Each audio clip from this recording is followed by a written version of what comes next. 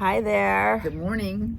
So Janet and I were on a long drive yesterday, A few hours. and we had a great conversation, and I asked her if we could maybe try to reinvent that for you all. So we were talking basically about our relationship and where it was before human design and how, and Janet, you brought this up, how much it's been impacted by human design. Yeah, I think one of the things that led, and I know we've touched on this before in conversations and videos that we've shared, but it was the subtle, we know there's differences between us, some very strong and some very rigid in the sense that we are just wired differently. And at the same time, the ability to be able to see it more clearly and to, I'm going to use the word honor it and respect it, but at the same time, when we're trying to collaborate on something and come together with clarity, how do we still do that without wanting the other one to see just our way? Like, right. You got to see mine, because I can tend to do that. I have a bigger energy, and sometimes, and I'll start with mine. I am much more logical based, and this shows up in the design. We've talked about this. I have a defined head, and I'll let Tina speak to that probably another time, what that means, or maybe later. But I am much more logical. I need to see it. I need to see the path, the layout, and on top of that, I'm somewhat of a project manager by trade, and so I always like to plan ahead. Tina, undefined, and what I would call fairy tale land, in all fairness, which is not true, but I'll let you speak to that for a minute. So I love what you're saying, and so we're going to use a little human design lingo here. I'm going to try to break it down for those that don't know it. Janet does have a defined head. It means that she kind of has a consistent way of thinking through things, of getting ideas and the concepts. It's consistent. It doesn't mean it's not going to change and evolve. It just means it's consistently her way.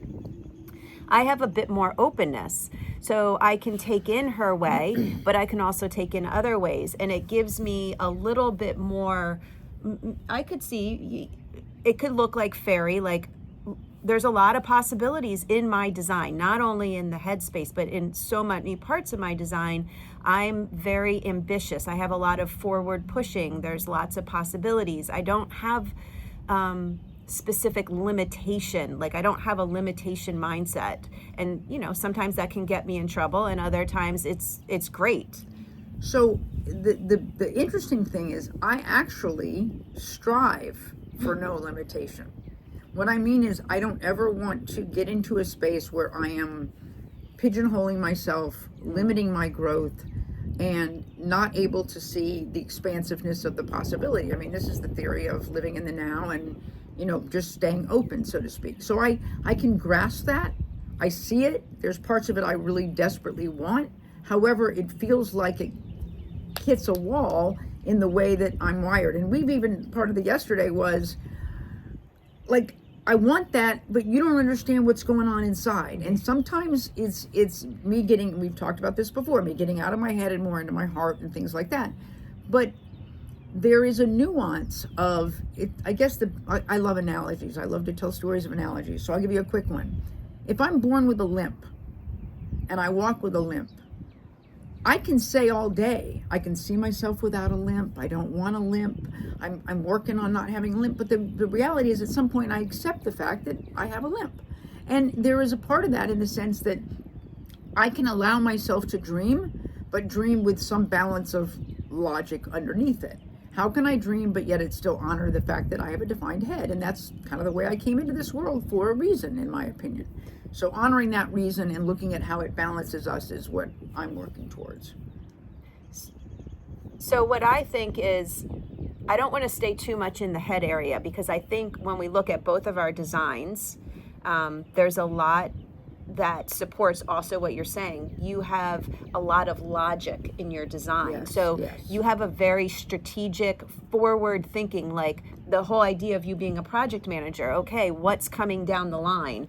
What are the possibilities that could arise that I want to circumvent, or what are the possibilities that can arise that I want to embrace? Yes. And I think sometimes when we really look at how we're wired, the goal would be not to buy into the ones that are hurdles, but really if you wanted more freedom, to buy into the ones that are actually possibilities. So that logical mindset has a higher vibration and a lower vibration, because you could constantly be looking forward thinking, ooh, what's coming down the road that I need to watch out for? Or you could be thinking, what's coming down the road, like what great possibilities are coming down the road. The magic that is to come. Yeah. So we're talking about this, and then we were adding in other layers. I mean, our centers, which we were just talking about ahead, and there's various centers in human design, and where we take in from one another and where we give to one another. And this is all so important to understand in relationship, because it's in relationship. When we're on our own, when you're on your own, you're perfectly fine with how it is, right? Well, yes, I'm right. And not only am I right, but there's no challenge, so to speak, even if it's a positive. But none of us, in my opinion, are here on this planet. The 90% of us are here in relation. That is what we need to be able to relate to others, whether it's individually, whether it's collectively in a neighborhood, whether it's, in a town, a state, a country.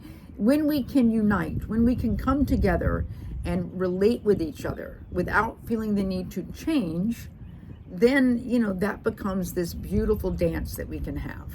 And I think I agree with you 100%. And when I say relationship, I don't mean just a partnership. I mean family, friends, community. That's so important, because if we are all just in our solo little bubble, all is okay. We have aspirations to do things, but we're not bumping up against anything. And relationships give us that chance to really learn.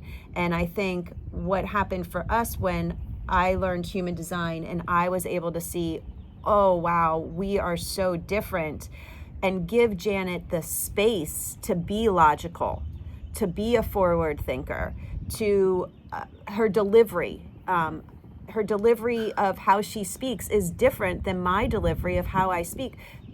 But what happened was I stopped taking it personally, and I was able to also step more into how I do it, because I stopped comparing myself to people I know, to how somebody else does something. I'm never, ever going to do it that way. So I don't have to, one, compare myself, and two, I don't have to take any relationship that I'm in personally.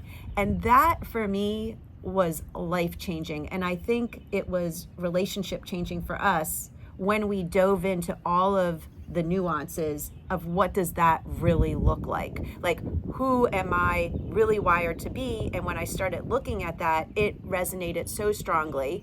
And when I looked at yours, how did it feel for you? Well, it was almost like it was this creative, safe space. It was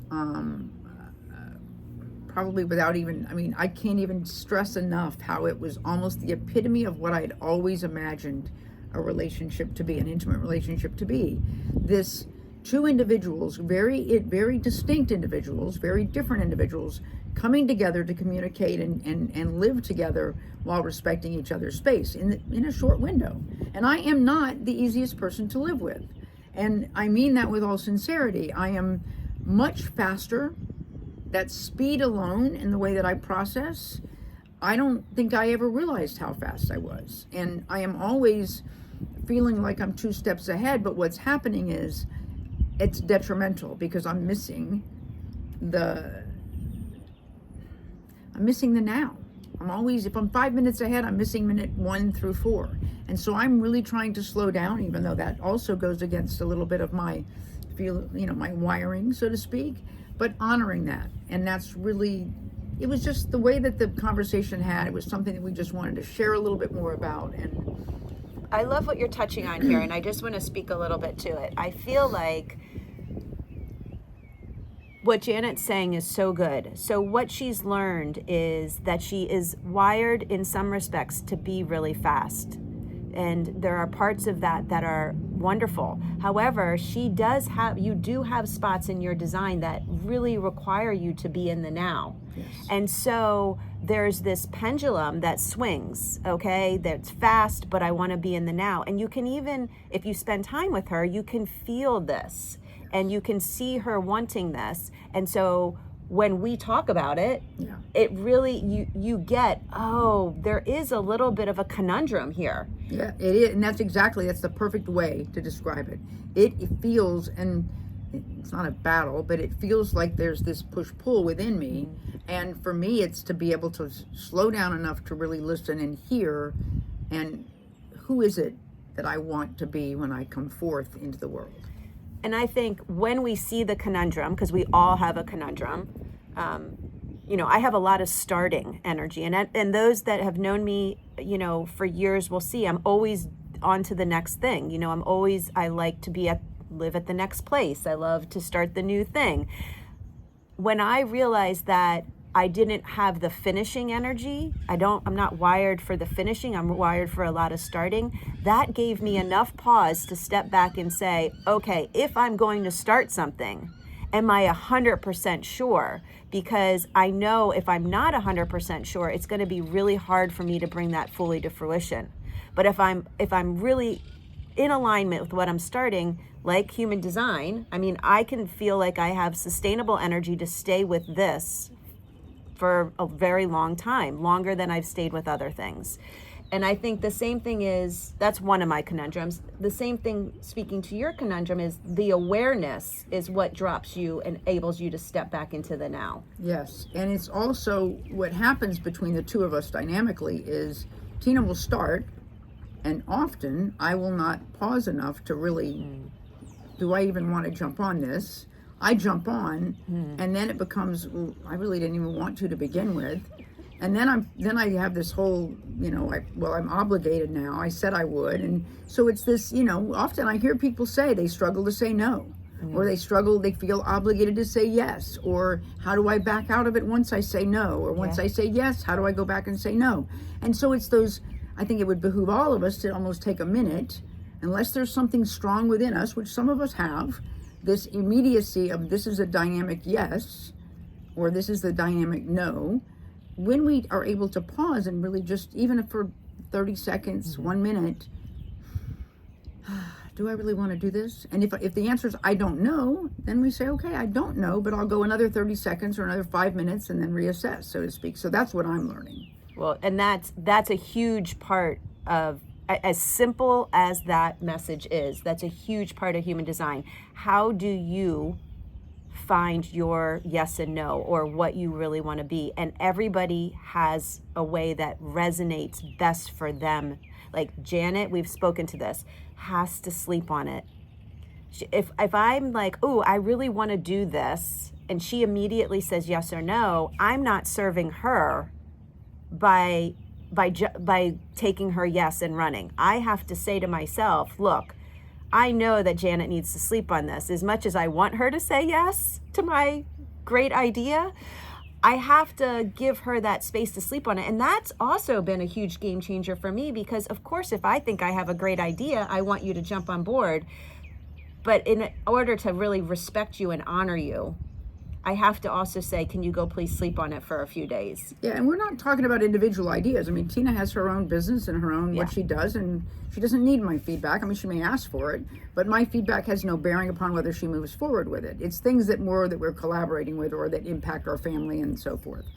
So it's, I think for me, and I have a lot of people in my life that are in relationships, and I hear things and I listen and I see, and I think the only way I can say is that, this premise of living by example, human design, and just the basic understanding that I have and the deep understanding that Tina has and the teachings that she's able to share, has had a profound impact on me as an individual, who I am, how I'm showing up, but at the same time on our relationship. And I think that I'm a big believer, if somebody got it, if somebody else can do it, then I can do it. And I'm not trying to say everybody's going to mimic this, but it's that be gentle with yourself and allow yourself the possibility of, could this be improved upon? And could human design help that process? And for me, I would say, hell yes. And the one thing that I want to add to that is, I think the biggest thing that helped me in our relationship is being really clear on what's mine and what's yours. Yes. And respecting and honoring that there's differences, but not if I do have something I'm doing on my own and you don't like it, it doesn't sway me. Yes. And so, I felt very swayed by other people's opinions or viewpoints. Like I couldn't stand tall in myself. And I think it's because I didn't understand myself. And this allows me to understand myself and also other people. And when you can understand yourself and other people, compassion immediately follows. And there's so many examples that I could give you, but I don't really feel like I need to go more into that. We wanted to come on because I think that conversation yesterday was so powerful and reminded us of how far we've come in our relationship, how much we enjoy it, how impactful human design has been at all the layers, even just the tip of the iceberg layer and then into the deeper ones, and how we really can be there for one another in a way that feels so supportive. And I think that's really what I wanted to share. And I will end with, we all deserve loving, compassionate, empathetic relationships where we are seen, heard, and valued. We all deserve that. That's why we're here on this planet at this time for this, one of those reasons. So give yourself that gift. All right, that's what we got for you. I hope you enjoyed this. I would love if you would leave a comment if you listened. We know it's a long video. Thank you for your patience. Thank you. Be well. Much love.